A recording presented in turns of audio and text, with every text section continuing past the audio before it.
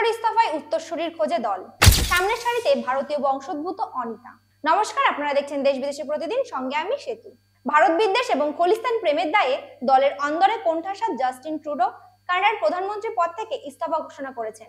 এরপরেই ক্ষমতাসীন দলের অন্দরে ট্রুডোর উত্তরসূরি নির্বাচন নিয়ে তৎপরতা শুরু হয়েছে। কানাডার সম্ভাব্য নয়া প্রধানমন্ত্রী তালিকার উপর দিকে রয়েছেন সে দেশের বর্তমান পরিবহন মন্ত্রী ভারতীয় বংশোদ্ভূত অনিতা আনন্দ। সোমবার ট্রুডো যেমন প্রধানমন্ত্রীর পদ ছাড়ার কথা জানিয়েছেন, তেমনি ক্ষমতাসীন জোটের প্রধান দল লিবারেল পার্টির পার্লামেন্টের নিম্নকক্ষ হাউস অব কমন্সের দলনেতার পদও ছাড়ছেন বলে ঘোষণা করেছেন তিনি।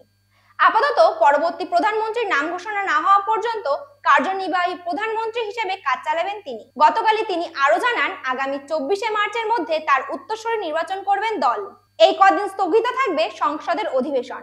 বিশেষজ্ঞদের দাবি, গত 5 বছরে কানাডার রাজনীতিতে প্রভাবশালী মুখ হয়ে উঠেছেন অনিতা আনন্দ। পরিবহন দপ্তর সামলানো ছাড়াও বিভিন্ন সময়ে জনসেবা, প্রতিরক্ষা মন্ত্রক, কোষাগার বোর্ডের দায়িত্বে ছিলেন তিনি। তামিল বাবা, পাঞ্জাবি মায়ের সন্তান 57 বছরের অনিতা অক্সফোর্ডের পড়ুয়া। 2019 সালে ওকভিলে সংসদ নির্বাচিত হতেই ট্রুডো মন্ত্রিসভার সদস্য হন।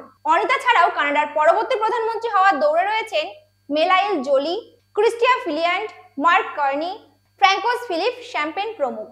তাহলে আপনিও সার্চ করে ফেলুন অনিতা আনন্দকে, আর দেখতে থাকুন দেশ বিদেশে প্রতিদিন, প্রেজেন্টিং বাই এইচপিআর নিউজ।